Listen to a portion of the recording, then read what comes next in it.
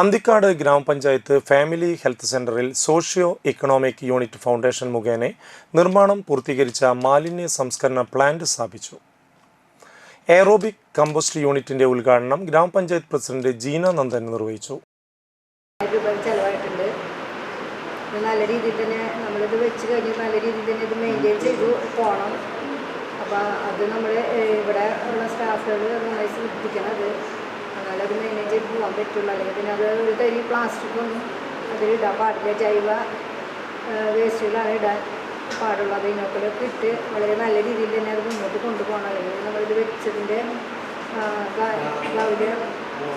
ഒരു ഉപകാരം ഉണ്ടാവണമെങ്കിൽ നമ്മളത് മെയിൻറ്റെയിൻ ചെയ്തു. അപ്പോൾ എല്ലാവരും നല്ല രീതിയിൽ തന്നെ മെയിൻറ്റെയിൻ ചെയ്ത് നമ്മൾ പോകണമെന്നാണ് എനിക്ക് പറയാനുള്ളത്. ഗ്രാമപഞ്ചായത്ത് വൈസ് പ്രസിഡന്റ് PS സുജിത് അധ്യക്ഷനായി. ആശുപത്രി സൂപ്രണ്ട് ഇൻചാർജ് ഡോക്ടർ സെന്റിൽ മാത്യു, ക്ഷേമകാര്യ standing committee chairman PA Shefeer, ആരോഗ്യ standing committee chairperson Saranya Rajesh, ward മെമ്പർമാരായ Ranjith Kumar, Anitha Sasi, Pradeep, Leena Manoj, assistant engineer Reshmi, senior nursing officer Sophy John എന്നിവർ സംസാരിച്ചു. എയറോബിക് കമ്പോസ്റ്റ് യൂണിറ്റിന്റെ പ്രവർത്തനങ്ങളെക്കുറിച്ച് സോഷ്യോ ഇക്കണോമിക് യൂണിറ്റ് ഫൗണ്ടേഷനിലെ ഉദ്യോഗസ്ഥരായ പൃഥ്വിബാലൻ, MK സുമേഷ് എന്നിവർ ക്ലാസ് എടുത്തു.